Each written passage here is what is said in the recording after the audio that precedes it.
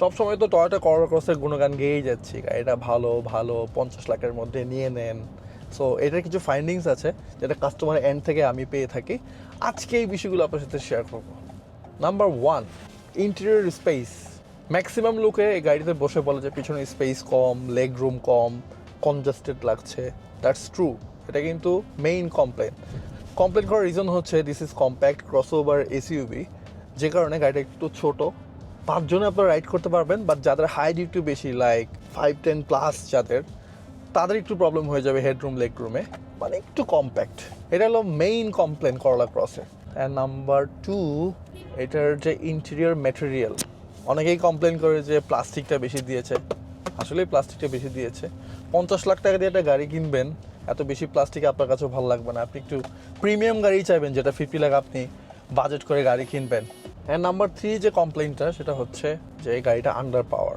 যেহেতু cross over, 5 জন নাকি ride করলে এটার পাওয়ারটা নাকি একটু কম হয়ে যায়। I don't think so. আসলে 2Z engine, 118 BHP, not bad.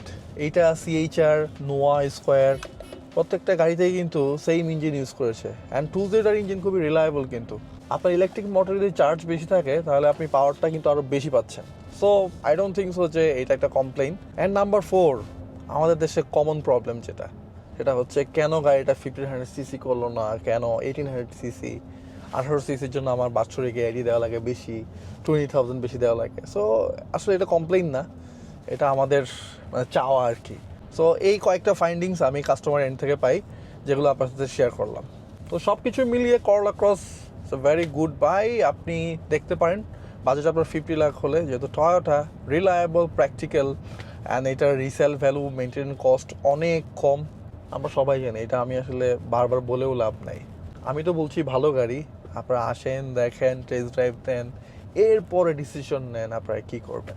সবাই ভালো থাকবেন, ড্রাইভ সেফ, আল্লাহ হাফেজ।